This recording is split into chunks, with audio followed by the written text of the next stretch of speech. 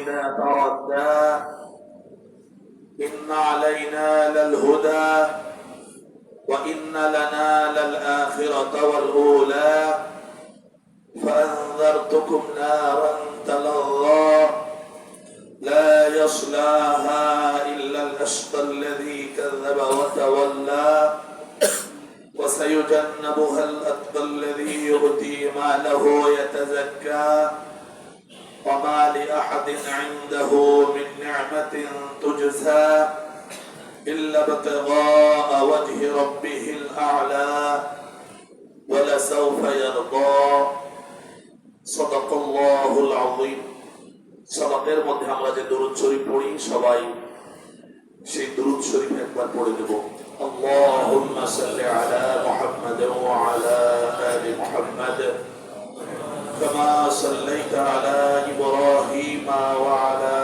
আলি ইব্রাহিম ইন্নাকা হামিদুম মাজিদ اللهم بارك على محمد وعلى آل محمد كما باركت على إبراهيم وعلى آل إبراهيم إنك حميد مجيد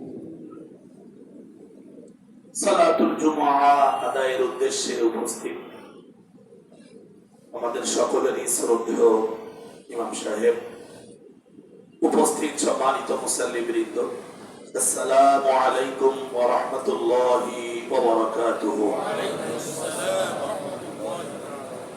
মুনিবের দরগাহে শুকরিয়া আদায় করছি। আলহামদুলিল্লাহ আলহামদুলিল্লাহ আলহামদুলিল্লাহ রব্বানা লাকাল হামদ হামদান কাসীরান তাইয়িবান মুবারাকান ফীহি ইয়া রাব্বি লাকাল হামদু كما ينبغي لجلال وجهك وعظيم سلطانك। সম্মানিত হাজিরিন, আমরা আল্লাহ তাআলার কাছে শুকরিয়া আদায় করে নিলাম। আমরা শোকাহত, মসজিদ কমিটি শোকাহত, এলাকাবাসী শোকাহত। গতকালকে বাদ জোহর আমরা এই মসজিদ কমিটির সম্মানিত কোষাধ্যক্ষ জনাব অ্যাডভোকেট মহসিন মোল্লা ভাই ইন্তেকাল করেছেন। ইন্না লিল্লাহি ওয়া ইন্না ইলাইহি রাজিউন। গতকালকে আমরা জুমার জোহরের সালাতের পরে জানাজা আদায় করেছি। গত জুমার দিনে মসজিদ কমিটির একসাথে একটা বৈঠকও ছিল, সেখানে একসাথে খানা পিনাও আমরা করেছিলাম। আমরা আজকে তার জন্য দোয়ারও আয়োজন আছে। জুমার সালাতের শেষে দোয়া হবে। আমরা আল্লাহ তাআলার কাছে তার জন্য দোয়া করছি, আল্লাহ তাআলা তাকে মাগফিরাত দান করুন। আমিন। আল্লাহ তাআলা তার জীবনের হাসানাত গুলিকে কবুল করে নিন। আল্লাহ তাআলা তার জীবনের সাইয়্যাত গুলিকে হাসানাত দ্বারা বদল করে দিন। এবং যতদূর জেনেছি তাতে তিনি তার দায়িত্বে যথেষ্ট আন্তরিক ছিলেন। মসজিদ এবং মাদ্রাসা উভয় তিনি কোষাধ্যক্ষ ছিলেন। আল্লাহ তাআলা তার আখিরাতের জীবনকে সুন্দর জান্নাতি জীবনে কবুল করুন। আমরা হারিয়ে যাবো, এটি বাস্তবতা। তবে একটা বাস্তবতা হলো, বিছানায় না থেকে স্বাভাবিকভাবে যদি মৃত্যু হয়ে যায়, সেটি হলো আমরা যারা বৃদ্ধ হয়ে যাব আমাদের জন্য একটা নিয়ামত। বিছানায় পড়ে থাকলে পরিবারের সদস্যদের যে কত কষ্ট হয় সেটা এরকম অসহায় পৌর রোগীদেরকে যারা পরিচর্যা করেন তারা ভালো জানে। না পারেন তারা নিজেরা চলতে, অথচ তার জীবনের প্রতিটি প্রয়োজন অন্যকে পূরণ করে দিতে হয়, খাইয়ে দিতে হয়। সকালবেলা গালে পানি দিয়ে বিরাস করে তার মুখটা পরিষ্কার করে দিতে হয়। দেহের অবাঞ্ছিত কেশগুলি পরিষ্কার করে দিতে হয়। পেশাব পায়খানা পরিষ্কার পরিচ্ছন্ন করে সেখানে আবার মেডিসিন ব্যবহার করতে হয়। সেজন্য রাসূলুল্লাহ সাল্লাল্লাহু আলাইহি ওয়াসাল্লাম আল্লাহ তাআলার কাছে দোয়া করতেন, আল্লাহুম্মা ইন্নী আউযু বিকা মিন আন আরুদ্দা ইলা আরদালিল উমর। আল্লাহ, আমি তোমার কাছে আশ্রয় চাই, আমাকে তুমি বিছানায় ফেলে মরণ দিও না। আরদালিল উমর সুম্মা ইউরাদ্দু ইলা আরদালিল উমর লিকাই লা ইয়ালামা মিন বা'দি ইলমিন শাইআ। সূরাতুল হজ 22 নম্বর সূরা প্রথম দিকে আল্লাহ তাআলা উল্লেখ করেছেন, তিনি সে আল্লাহ যিনি তোমাদেরকে যৌবনের পরে বার্ধক্যে পৌঁছে দেন, যে সময় তোমরা নিজেরা নিজেদের জানা জিনিসগুলিকেও ভুলে যাও। সেজন্য আমরা যারা বয়সের ভারে নুয়ে পড়ে যাচ্ছি, আস্তে আস্তে ধরতেছি, আমাদের এই দোয়াটা বেশি বেশি করে করা উচিত, যে আমাদের পরিবারের সদস্যরা যে ভালোবাসাটুকু আমাদেরকে দেখায়, বিছানায় পড়ে গেলে ওই ভালোবাসাটুকু আর তারা দেখাতে পারে না। একজন মানুষের জীবনে কত প্রয়োজন, পিঠটাও চুলকায় দিতে হয় আর একজনের, নিজের পিঠ নিজে চুলকাতে পারেন না, নিজের হচ্ছে ওটা হাতটাকে পরিচর্যা করতে পারেন না। আল্লাহ তাআলা আমাদেরকে আরজালিল উমর থেকে সবাইকে আল্লাহ তাআলা হেফাজত করুন। এজন্য আরবের কোন এক কবি তার এক কবিতার মধ্যে বলেছিলেন যে মানুষ মারা যাবে, যেভাবেই হচ্ছে মরবে,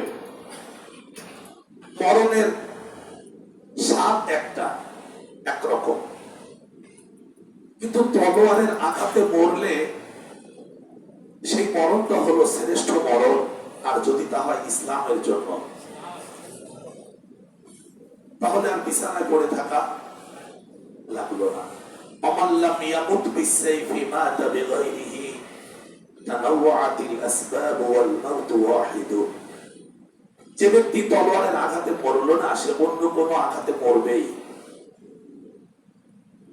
মৃত্যুর কারণ বিভিন্ন রকম হতে পারে, তবে মরণের স্বাদ একটাই। আসুন আমরা ইতোমধ্যে সূরাতুল লাইল কোরআনুল কারীমের কর্মধারায় 92 নম্বর সূরা শুরু থেকে শেষ পর্যন্ত তেলাওয়াত করেছি। সূরাটির মধ্যে আয়াত সংখ্যা 21, রুকু সংখ্যা 1, নাজিল হয়েছে মক্কায়। সূরাতুল আ'লা কোরআনুল কারীমের কর্মধারায় 86 নম্বর সূরার পরে এই 92 নম্বর সূরাটি নাজিল হয় বলে মুফাসসিরিনে কেরাম উল্লেখ করেছেন। এই সূরার আগের সূরাটি হলো সূরাতুশ শামস 91 নম্বর সূরা, সূরাতুল লাইল 92 নম্বর সূরা, সূরাতুদ দুহা আমরা কত জুমায় শেষ করেছি, এটি 93 নম্বর সূরা। আপনারা খেয়াল করেছেন যে এই সূরা তিনটির মধ্যে পরপর কিছু প্রাকৃতিক বিষয়কে তুলে ধরা হয়েছে। কোরআনুল কারীম থাকলে আমরা দেখতে পাই কেমন যেন এটা একটা জ্যোতির্বিজ্ঞানের উৎস, জ্যোতির্বিজ্ঞানের জনক। আমরা পৃথিবী নামক নক্ষত্রের অধীনে থাকি, নাম তার সূর্য, আরবিতে বলে শামস। তার কথা কোরআনে আছে, শুধু না তার নামে একটা সূরা আছে। আমরা পৃথিবী নামে একটা গ্রহে বসবাস করি। এই আরদুন শব্দটা কোরআনে 115 বার আছে। এই আরদুন এর একটি পৃথিবীর একটি উপগ্রহ আছে যার নাম কমারুন, চন্দ্র, তার নামেও কোরআনে একটা সূরা আছে। জ্যোতির্বিজ্ঞানের অসংখ্য তথ্য উপাত্ত কোরআনের মধ্যে আল্লাহ তাআলা রেখে দিয়েছেন আমাদের মতো ক্ষুদ্র চিন্তাশীলদের চিন্তা করার জন্য। এক মহাজগৎ উন্মোচন করেছেন এখান থেকে। আল্লাহ রাব্বুল আলামিন এই সূরাটির মধ্যে প্রাকৃতিক তিনটা বিষয়ের, যা আমাদের চোখের সামনে অহরহ ঘটে যাচ্ছে, তাকে কসম করেছেন। এবং কসম করার পরে তিনি একটা বাস্তব কথা তুলে ধরেছেন।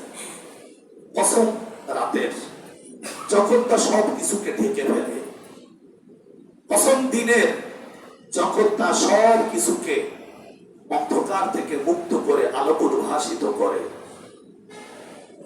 এবং কসম তার, যিনি সৃষ্টি করেছেন পুরুষ এবং নারী।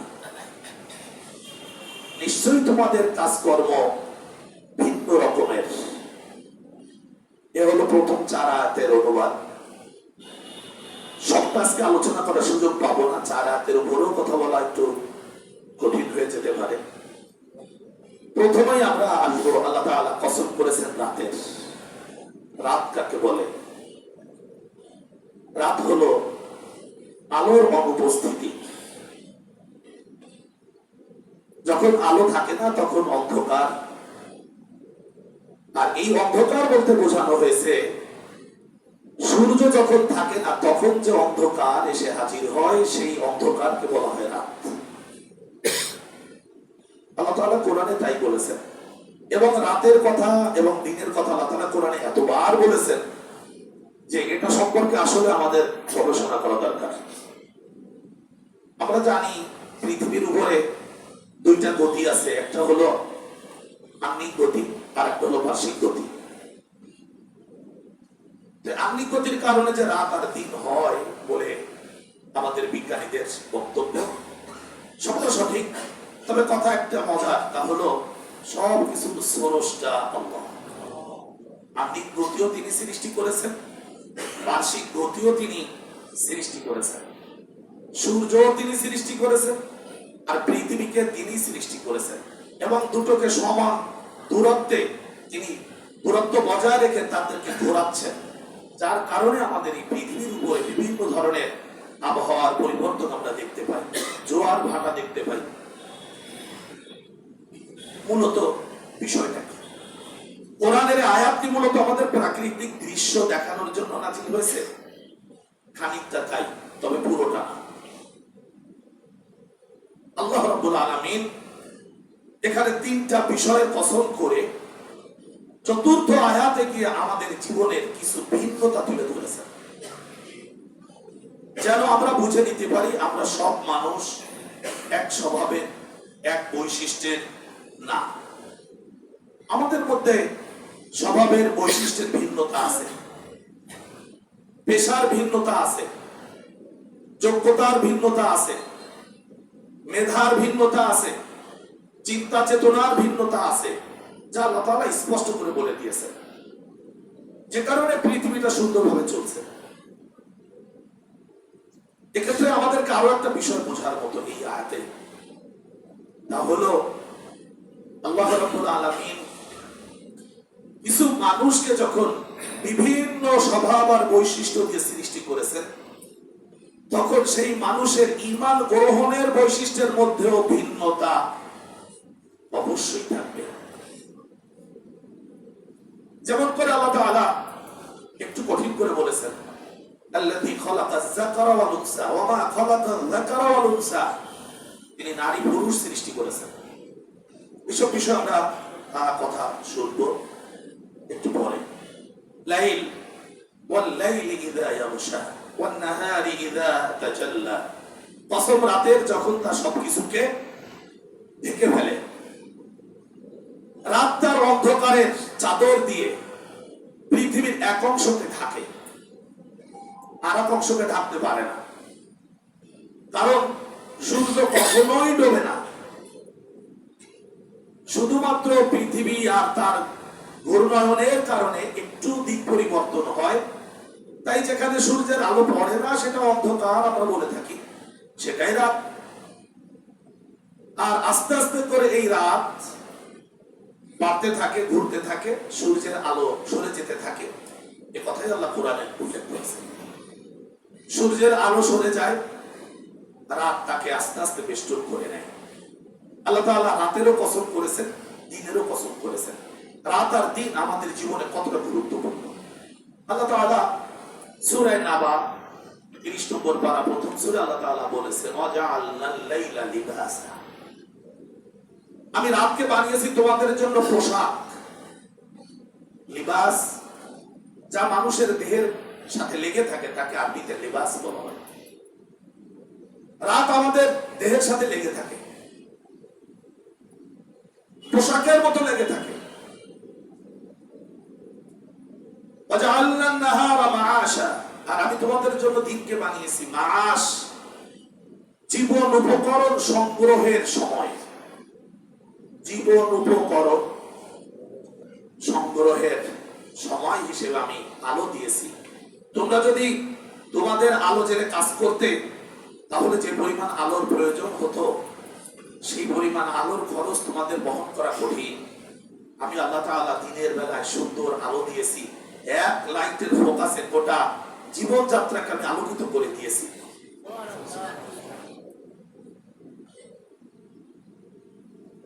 রাত আর দিনের মধ্যে মানুষের দেহের কিছু সামঞ্জস্য আছে।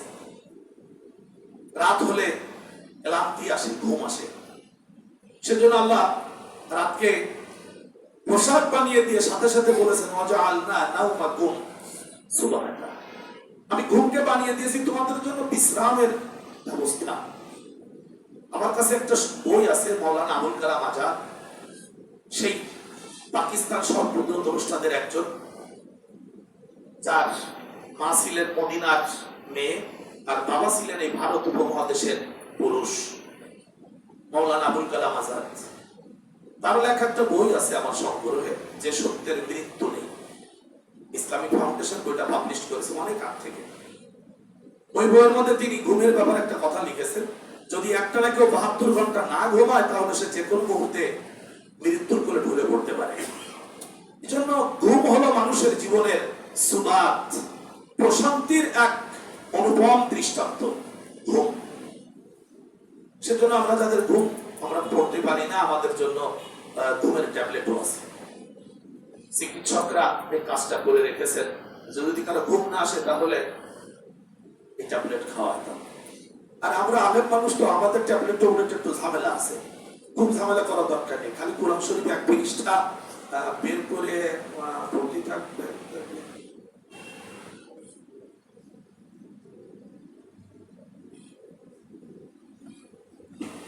এটা ওষুধের থেকে আরো মারাত্মক ওষুধ। ওয়ানুনাজ্জিলু মিনাল কুরআনি মা হুয়া শিফাআ ওয়া রাহমাতুল লিল মুমিনিন, আমি কোরআনের মধ্যে তোমাদের জন্য শিফা রেখেছি।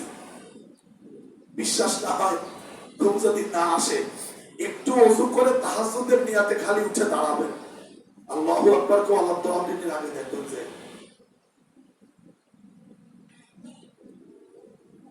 আলহামদুলিল্লাহ কোরআন মানুষের কদমের মধ্যে প্রশান্তি এনে দিতে সক্ষম।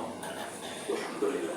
যাক, লাইল, আল্লাহ তাআলা রাতের কথা বলেছেন সূরাত বনী ইসরাঈলের মধ্যে, ওয়াজআলনাল লাইলা ওয়ান নাহারা আয়াতাইনি ফামাহাওনা আয়াতাল লাইলি ওয়াজআলনা আয়াতান নাহারি মুবসিরা। আল্লাহ তাআলা বলেন আমি রাত আর দিনকে তোমাদের জন্য আমি নিদর্শন বানিয়েছি। আয়াতাইন, আমার সবথেকে বড় নিদর্শন সমূহের অন্যতম নিদর্শন হলো রাত আর দিন। ফামাহাওনা আয়াতাল লাইল, আমি কখনো কখনো রাতের এই চিহ্নকে কমায় দেই, দিনের মাত্রা বাড়িয়ে দেই, কখনো কখনো দিনের মাত্রা কমিয়ে রাতের মাত্রা বাড়িয়ে দেই। ইউলিজুল লাইলা ফিন নাহার ওয়া ইউলিজুন নাহারা ফিল লাইল, রাত দিন হবে 12-24 ঘন্টা। কিন্তু আমরা কখনো কখনো দিই, বর্তমানে আপনারা খেয়াল করেছেন মাগরিবের আযান হচ্ছে কয়টায়? 5টা 5:20। ফজরের সূর্য উঠতেছে, আজকে উঠেছে 6:20 21। আপনারা হিসেব করে দেখেন তো রাত কয় ঘন্টা চলতেছে? অনেক। তার মানে এখন দিনের মধ্যে রাত ঢুকে গেছে। আবার যখন সেই সেপ্টেম্বর মাস আসবে তখন দেখা যাবে যে না, আবার রাত আর দিন সমান সমান হয়ে আসছে। তাহলে আল্লাহ তাআলা বলছেন আমি রাতকে দিনের মধ্যে ঢুকায় দিই, দিনকে রাতের মধ্যে ঢুকায় দিই, এটা আমার নিদর্শন। এ ব্যাপারে তোমাদের কারো কোনো ক্ষমতা নেই যে তোমরা কোনো অবস্থাতে রাতকে একটু কমাবে অথবা দিনকে একটু কমাবে, এই যোগ্যতা তোমাদের নেই। এই যোগ্যতা একমাত্র আল্লাহ তাআলা আমার। وجعلنا آية النهار مبصرة لتبتغوا من فضله, আর আমি রাত দিনকে বানিয়েছি তোমাদের জন্য মুবসিরা, আলোক উজ্জ্বল, যাতে করে তোমরা তোমাদের জীবনের প্রয়োজনীয় সামগ্রী পৃথিবী থেকে খুঁজে খুঁজে এনে সংগ্রহ করতে পারো। এরপরও বোঝো না আমি আল্লাহ আছি, এটা তোমরা বোঝো না। সূরাতুল কসস 28 নম্বর সূরা, আয়াত 71, 72 এবং 73। আল্লাহ রাব্বুল আলামিন এই আয়াতের মধ্যে বলে দিয়েছেন যে তোমরা কি মনে করো, কুল আরাআইতুম ইন জাআলাল্লাহ আলাইকুমুল লাইলা সারমাদান ইলা ইয়াউমিল কিয়ামাতি মান ইলাহুন গায়রুল্লাহি ইয়াতীকুম বিদিয়া আফালা তাসমাউন। ও মানুষেরা, তোমরা কাফেরদের কাছে জিজ্ঞেস করো তো, যদি আল্লাহ তাআলা রাতকে কিয়ামত পর্যন্ত প্রলম্বিত করেন, সারমাদান ইলা ইয়াউমিল কিয়ামা, রাত হয়েছে তো হয়েছেই, রাত আর কখনো দিন হবে না, এই সিদ্ধান্ত যদি আল্লাহ তাআলা নেন, মান ইলাহুন, তোমাদের কোন ইলাহ আছে? তোমাদের ইয়াতীকুম বিদিয়া, রাতের অন্ধকারকে কেটে সেখানে দিনের আলো এনে দেবে। তোমাদের কোন সত্তা আছে? গিয়ে পাথর দিয়ে বানায় নিজেরা কেটে মাথা নত করো, কাঠ দিয়ে মূর্তি বানিয়ে তার সামনে মাথা নত করো, মাটি দিয়ে নিজেরা তৈরিকে তার সামনে মাথা নত করে বলো আমাদের ইলাহ। পারলে জিজ্ঞেস করো, মান ইলাহুন ইয়াতীকুম বিদিয়া, তোমাদের কোন ইলাহ আছে যে রাতের অন্ধকার কেটে সেখানে দিনের আলো এনে দেবে? আফালা তাসমাউন, শুনতে পাও না? আমি আল্লাহ, আমি বলতেছি, আমার কথা শুনতে পাও না?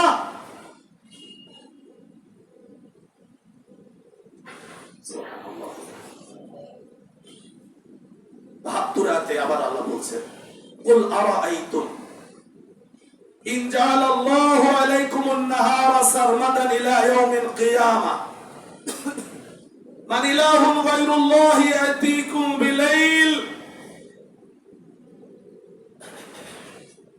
তাসকুনুনা ফীহি আফালা তুবসিরুন। ও দুনিয়ার মানুষেরা, বলো তো তোমরা দেখি তোমাদের কি মত, যদি আল্লাহ তাআলা দিনকে প্রলম্বিত করেন কিয়ামত পর্যন্ত, রাত আর হবে না, সূর্য আর ডুববে না, মান ইলাহুন গায়রুল্লাহ, তোমাদের কোন ইলাহ আছে আল্লাহ বাদ দিয়ে? ইয়াতীকুম বিলাইল, রাত এনে দেবে তোমাদের কাছে, তাসকুনুনা ফীহি, যার মধ্যে তোমরা শান্তিতে জীবন যাপন করবে। আফালা তুবসিরুন, চোখে দেখতে পাও না যে আমি আল্লাহ তাআলা আছি কিনা? সুবহানাল্লাহ। কত কঠিন থ্রেট, গোটা মানব সভ্যতাকে আল্লাহ তাআলা থ্রেট করেছেন।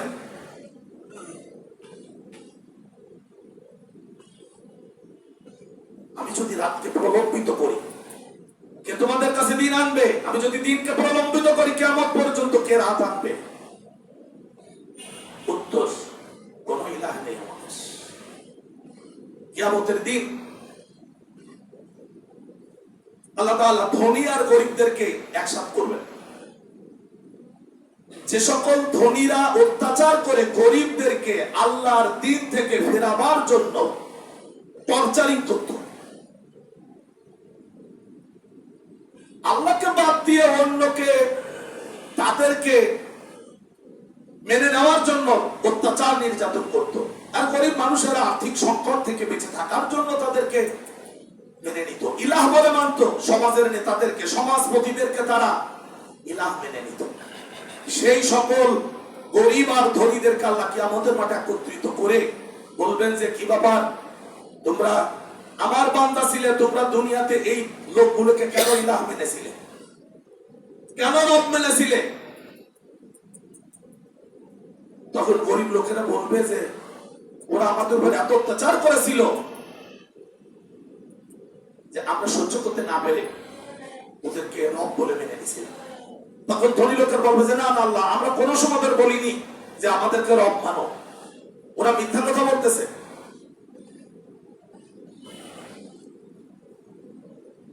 আমরা দুনিয়া যারা ইমানদার না, রাগ করবেন না আমার কথায়, আমি যা কথাগুলো বলতেছি এই কথাগুলো পৃথিবীর কোন ওজন দিয়ে আপনারা মাপলে ভুল করবেন। পৃথিবীর কোন দাড়ি পাল্লায় এই কথাগুলো মাপবেন না। আপনি যদি কাউকে আপনার সামনে মানেন আল্লাহ এবং তার রসুলের আদর্শের বাইরে, তাহলে ওই ব্যক্তিকে আপনি রবের স্থানে বসালেন। কিয়ামতের দিন গরিব মানুষেরা তাই বলবে, সূরাতুশ শুআরা 26 নম্বর সূরা আয়াত 98, ইয নুসাউইকুম বিরাব্বিল আলামিন। তখন গরিব লোকেরা বলবে, আমরা তো দুনিয়াতে তোমাদেরকে রব্বুল আলামিনের সাথে সমান্তরাল মনে করতাম। ইয নুসাউইকুম, আমরা তোমাদেরকে সমান মনে করতাম, বিরাব্বিল আলামিন, আল্লাহ আর তোমাদের মর্যাদা এক। মাইরের চোটে আমরা তখন বুঝতাম যে তোমরাও আল্লাহর জায়গায় বসা, তাই তোমাদেরকে রব মানেছিলাম। আজকে অস্বীকার করলে হবে? তখন ধনী মানুষেরা অস্বীকার করবে যে না না, আমরা এরকম কাজ কখনো করি নাই। গরিব লোকেরা তখন বলবে, ইন্না কুন্না লাকুম তাবান, আমরা তোমাদের অনুসরণ করে চলেছি। তোমরা বলেছো আল্লাহকে মানা যাবে না, মানি নাই। তোমরা শিরিক করতে বলেছো, আমরা শিরিক করেছি। তোমরা আল্লাহর হুকুমকে পৃথিবী থেকে বিদায় করার জন্য বলেছো, করেছি। আল্লাহ তাআলা বলছে সব করেছো, রাত আর দিন একটু কম বেশ করে দেখাও তো দেখি তোমাদের ইলাহারা কারা ক্ষমতা রাখে। আল্লাহ রাব্বুল আলামিন আরো বললেন, ومن رحمته جعل لكم الليل والنهار لتسكنوا فيه ولتبتغوا من فضله ولعلكم تشكرون। 73 সূরাতুল কসস 28 নম্বর সূরা 73 নম্বর আয়াত। আল্লাহ তাআলার অনুপম অনুগ্রহ তোমাদের প্রতি যে তিনি তোমাদের জন্য রাত আর দিন বানিয়েছেন, যাতে করে তোমরা রাতের বেলায় প্রশান্তি লাভ করতে পারো। পরিবারের কাছে আসলে আমরা যে যতই বাইরে থাকি, অফিস আদালতে যা করি, যতই অফিসে এসি লাগানো থাকুক, যতই বুটেড পোশাক পরে আমরা অফিস আদালত করি না কেন, খেয়াল করে দেখবেন বাড়িতে সে কাপড় খুলে জানলার পাশে বসার যে প্রশান্তি, এটা পৃথিবীর কোথাও হয় না। ছোট বাচ্চাকে এসে হয়তো বলে, আপু পানি খাবে, বাচ্চার হাতে এক পেয়ালা পানি আপনার জীবনে যে প্রশান্তি এনে দেবে, তা বাইরের কোন জগতে রূপসী সুন্দরী তরুণী তরুণী নারীর হাতের পানি আপনার হৃদয়ে প্রশান্তি এনে দিতে।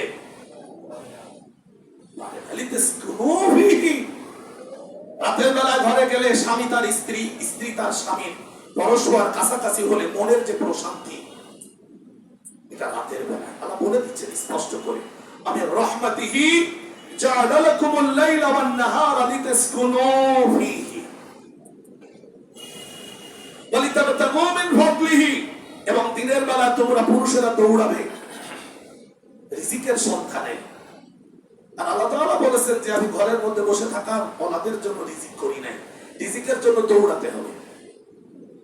তাফসীরে মারিফুল কোরআনের মধ্যে এসেছে, আদম আলাইহিস সালাতু ওয়াস সালামকে যখন জান্নাত থেকে আল্লাহ তাআলা নামায় দিলেন, জিবরিল আলাইহিস সালামকে বললেন যে আদমরে নামায় দাও, যাও আর জান্নাতে তো দুইটা রুটি নিয়ে যাও। যাই হোক, তার রান্না বাড়ার খাওয়া নেই, যে খাবে কি? তো দুইটা রুটি নিয়ে আদম আলাইহিস সালামকে সিংহল দ্বীপ, শ্রীলঙ্কা আমরা বলি, আরবিতে বলা হয় সিলন, তাফসীরও তাই লেখা সিলন, সিলনের এক পাহাড়ের মাথায় নামায় দিয়ে আদম আলাইহিস সালামের কাছাকাছি, হাতের কাছাকাছি দুইটা রুটি ছেড়ে দিলেন জিবরিল আলাইহিস সালাম। আদম আলাইহিস সালাম জান্নাতে বেরিয়ে আসার সাথে সাথে তো জান্নাতি খাবার, পেট্রোল মার্কা খাবার, অক্টেন মার্কা খাবার, এটা আপনাদের মুখস্থ হয়ে যাওয়ার কথা। কেন?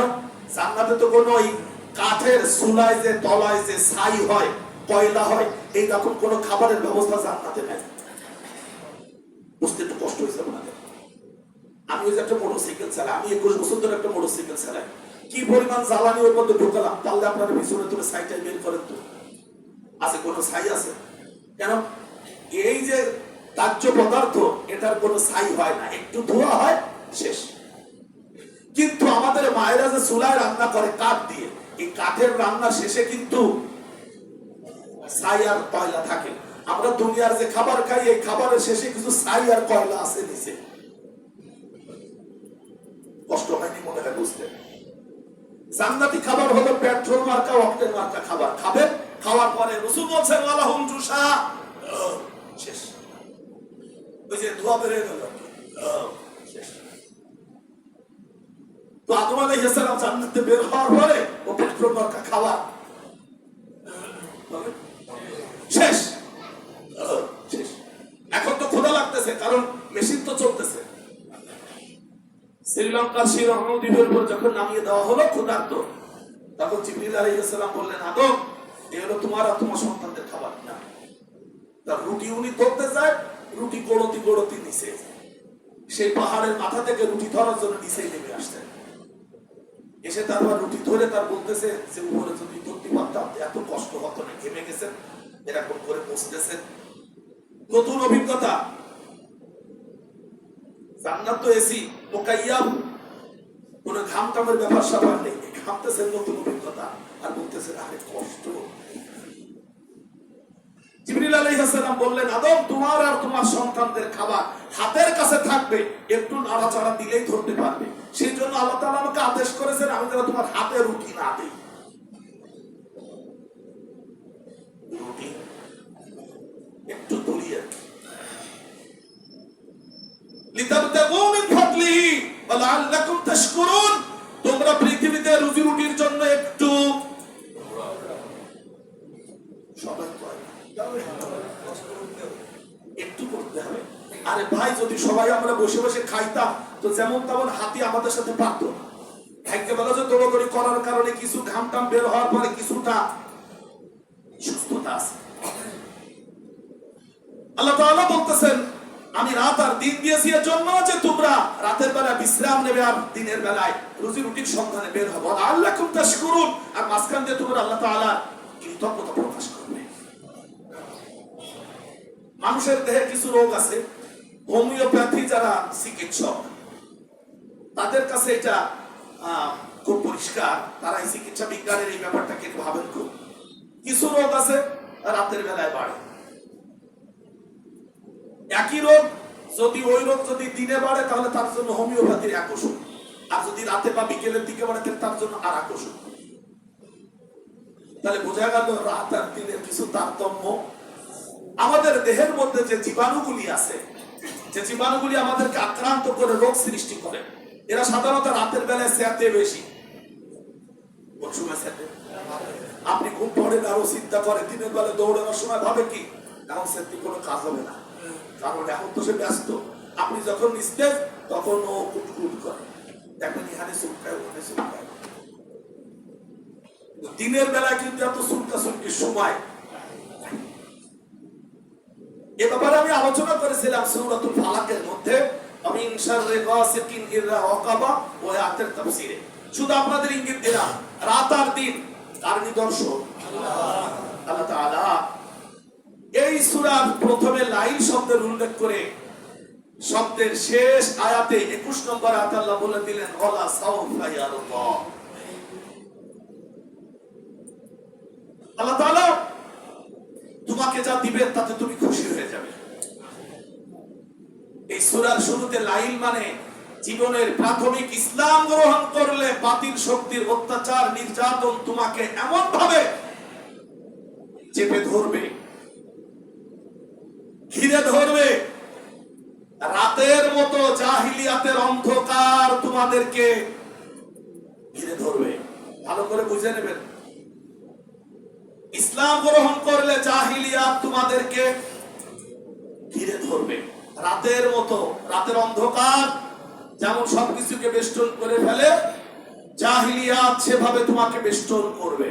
আমি আল্লাহ তোমাকে ইঙ্গিত দিচ্ছি, ওয়ান-নাহারি ইযা তাজাল্লা, আমি আল্লাহ যখন চাই তখন ওই অন্ধকার দূর করে ইসলামের আলো দান করব। সূরাতুদ দুহা 93 নম্বর সূরা। সূরার শুরুতে আল্লাহ কসম করেছেন অদ-দুহা। আল্লাহ তাআলা ওখানে ইঙ্গিত দিয়েছেন, হে রাসূল, অন্ধকার বলে কিছু নেই, আপনি এগিয়ে যান, আপনার জীবনে দুহার আলো অপেক্ষা করছে। এগিয়ে গেলেই ইসলামের আলো বিকশিত হবে, দিক দিগন্তে ছড়িয়ে পড়বে। সুবহানাল্লাহ। এরপর আল্লাহ তাআলা তৃতীয় কসম করেছেন, ওমা খালাকার যাকারা ওয়াল উনসা, কসম সেই সত্তার যিনি সৃষ্টি করেছেন না পুরুষ এবং নারী। যাকারু শব্দ আল্লাহ তাআলা আগে উল্লেখ করেছেন যে তিনি সৃষ্টি করেছেন পুরুষ, ওয়াল উনসা এবং নারী। এখানে একটি চমৎকার অনুভূতির বিষয় আছে। নারীর দেহের মধ্যে বুওয়াইদা, আরবি পড়ি আমরা ডিম্বাণু, ওভা, আরবিতে বলা হয় বুওয়াইদাতুন। বাইদুন মানে ডিম, বুওয়াইদাতুন মানে ক্ষুদ্রাতি ক্ষুদ্র ডিম। নারীর দেহের যে ডিম তৈরি হয়, বিশেষ করে স্তন্যপায়ী প্রাণীদের দেহের মধ্যে আল্লাহ তাআলা যে ডিম্বাণু তৈরি করেন, এবং সেই ডিম গিয়ে যখন মায়ের ফি কারারিন মাকিন, সে নিরাপদ আধারে অবস্থান করে, তখন আল্লাহ তাআলা একজন পুরুষের দেহের নতফা, শুক্রাণু, ইস্পাত, আল্লাহ তাআলা সেখানে নিজস্ব ব্যবস্থাপনায় একত্রিত করে একটার সাথে আরেকটাকে আমসাজ, জাইগোট করে দেন। আমসাজ শব্দের অর্থ মাসাজা। যেহেতু আমি আরবি সাহিত্যের ক্ষুদ্র ছাত্র একজন, তাই বলি যে এর অর্থ হলো সেনা। যেমন আমরা শুকনো আটার গুঁড়োর মধ্যে পানি দিয়ে সেনে পানি আর আটাকে মিশায় ফেলি, ওইরকম কাদা আর পানিকে সেনা। তো আল্লাহ তাআলা নারীর ডিম বা মুখ আর পুরুষের শুক্রাণুকে মিলে এমন ভাবে সেনে দেন যে আমসাজ, এখান থেকে একটাকে আর একটা থেকে আলাদা করা যায় না। তাহলে মূলত উপাদান একই, পুরুষেরও যে উপাদান, নারীর ভিন্ন উপাদান, কিন্তু দুইটা মিলে একটা সেল বা কোষ তৈরি হয়। আল্লাহ তাআলা বলতেছেন, তোমরা একটু বলো তো, এখান থেকে নারী বা কি করে হলো আর পুরুষ বা কি করে হলো? কে বানায় মাতৃগর্ভে পুরুষ আর নারী? উপাদান তো এক, একই নারী একই পুরুষ, নারীর উপাদানে কোনো ভিন্নতা নেই, পুরুষের উপাদানে ভিন্নতা নেই। একই মাতৃগর্ভে একই জায়গায় গেল, একজন মহিলার গর্ভে প্রথমেই কন্যা সন্তান হলো, পরে পুত্র সন্তান হলো। আল্লাহ তাআলা বলতেছেন, একটু ভেবে দেখেছো, কখনো কি একটু মাথায় ঢুকায় দেখেছো যে কিভাবে নারী আর পুরুষ তৈরি হয়? আমি আল্লাহ তাআলা করি। এখানে কোনো বৈজ্ঞানিক থিওরি নেই যে এই কারণেই হয়। তবে হ্যাঁ, রাসূলুল্লাহ সাল্লাল্লাহু আলাইহি ওয়াসাল্লামকে ইহুদিরা জিজ্ঞেস করেছিল, কেন বা পুত্র সন্তান হয় আর কন্যা সন্তান? রাসূলুল্লাহ সাল্লাল্লাহু আলাইহি ওয়াসাল্লাম এর কাছে প্রশ্ন করার জন্য মক্কার কুরাইশরা গিয়েছিল ইহুদিদের কাছে। বলল, আমরা তো মুহাম্মদের নবী বলে মানতে চাই না, ঠেকাইতেও পারতেছি না, তোমরা একটু কিছু বুদ্ধি শান্তি দাও কে। তো ইহুদিরা তিনটা প্রশ্ন শিখিয়ে দিয়েছিল। তার একটা প্রশ্ন ছিল যে ছেলে বা মেয়ে হয় কেন? আসহাবে কাহাফ সম্পর্কে তুমি কিছু জানো কিনা? নবী ইউসুফ সম্পর্কে তুমি কিছু জানো কিনা? কি করে এই লোকজনগুলি ফিলিস্তিন থেকে মিশরে এসেছিল? এই তিন প্রশ্নের উত্তর যদি দিতে পারে তাহলে বুঝবা যে সে সত্য নবী। রাসূলুল্লাহ সাল্লাল্লাহু আলাইহি ওয়াসাল্লামকে যখন তারা জিজ্ঞেস করেছিলেন, তখন রাসূলুল্লাহ উত্তরে বলেছিলেন যে পুরুষ আর নারীর পানি, রাসূল শুক্রাণু আর ডিম্বাণু বলেন না, বলছেন এই দুই পানি যখন একত্রিত হয় তখন দুইজনের মধ্যে একটা যুদ্ধ হয়, কে কার উপরে প্রভাব বিস্তার করবে। যদি পুরুষের শুক্রাণু মহিলার ডিম্বাণুর উপরে ক্ষমতা বিস্তার করতে পারে তাহলে ছেলে হবে। আর যদি মহিলার ডিম্বাণু পুরুষের শুক্রাণুকে পরাজিত করতে পারে তাহলে মেয়ে হবে। ইজা সাবাকাত মা ও রাজুল কানাল ওয়ালাদ, যদি পুরুষের পানি অগ্রসর হয়ে যায়, বিজয়ী হয়ে যায়, তাহলে ছেলে হবে। আর যদি তা না হয় তাহলে মেয়ে হবে।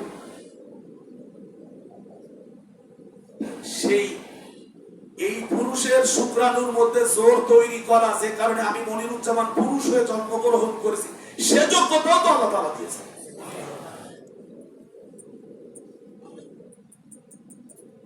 কষ্ট হয়নি তো বুঝতে?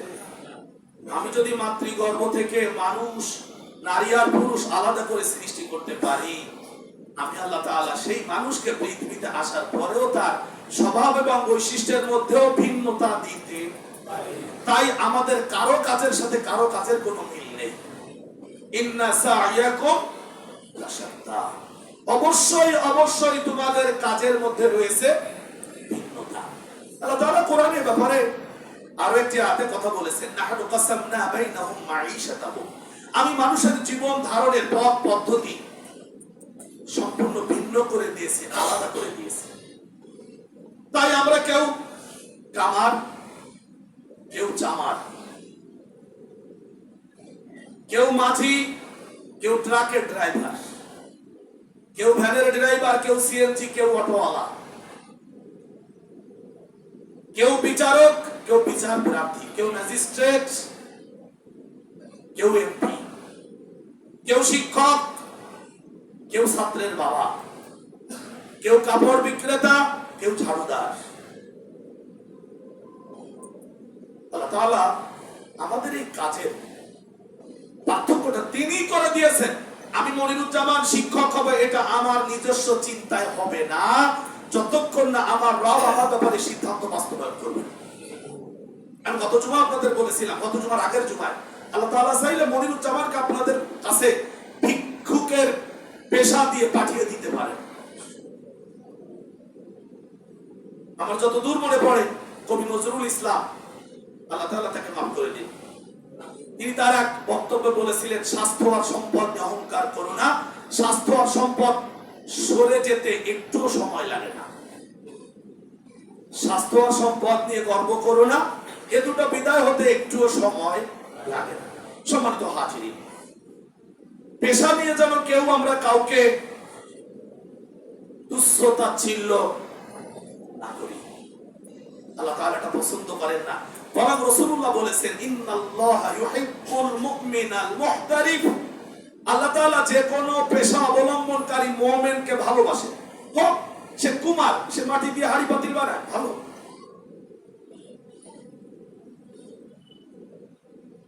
আপনারা খেয়াল করেছেন, মসজিদ কমিটিতে আমরা যারা আসি বা থাকি, মসজিদে যারা খাদেম থাকে, তাদেরকে আমরা অনেক সময় তুচ্ছ-তাচ্ছিল্য করি।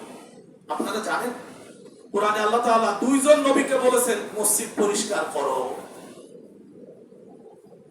ইসমাঈল, ইব্রাহিম আলাইহিস সালাম কে আল্লাহ তাআলা আনতাহিরা বাইতি লিত-তাইফিন ওয়াল আকিফিন ওয়া রুকআইস সুজুদ, আমার ঘরকে তোমরা দুইজন নবী পরিষ্কার করে রাখবে, যারা এখানে রুকু করতে আসবে, সিজদা করতে আসবে, তাওয়াফ করতে আসবে।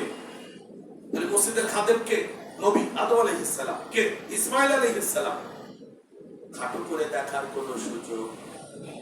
আমি যে মসজিদে নামাজ পড়ি, যেখানে যে মসজিদের আমি প্রতিবেশী, দেখি যে একজন কমিটির সদস্য খাদেম সাহেবকে বলতেছে নাম ধরে, এই এদিকে আসো, একটু ধমকের সাথে। ছেলেটা অল্প বয়সী আসছে, তুমি এটা করনি কেন? সে একটু জোরের সাথে বলতেছে। আমি পরে ডেকে বলতেছি, আপনার কি মনে হয় আপনার বাড়ির চাকর? কেন মনে হয়? তা বললাম যে আপনি যে কথা করেছেন, আপনি গুনায় কবিরা করেছেন, আগে তওবা করবেন, তারপরে ওরা নাহলে পরবর্তী মিটিং আপনার কথায় অভিযুক্ত। আপনি জানেন মসজিদের খাদেম ছিলেন আল্লাহর নির্দেশ প্রাপ্ত দুইজন নবী।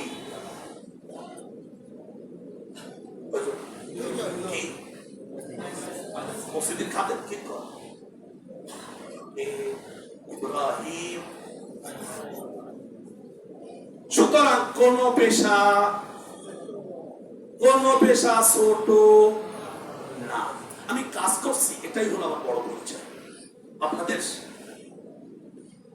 অনুভূতিতে কথাগুলো দিলাম। ইন্না সাআয়াকুম লাশাত্তা। আমাদের খুলনা শহর যারা পরিষ্কার পরিচ্ছন্ন করে তারা যদি একবার চিন্তা করে করবো না, সবাই চিন্তা করে করবো না, মহিলা থাকে তো থাকে কতদিন দেখে এবার কি হবে। নিজের ঘরের মধ্যে ফসা করতে নিজের শক্তি আমি কোন অবস্থানই চলিবে না। কথা বুঝতে পারিছেন? ওই কোন জায়গায় খুলনা শহরের কোন এক জায়গার একটা ঘটনা আছে।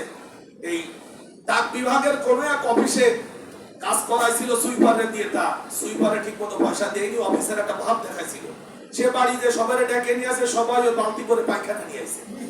আর তারপরে একজনে পাঠাই দিয়েছে, বলতেছে পয়সা নেই দেনগে তো গু ঢাল দেনগে।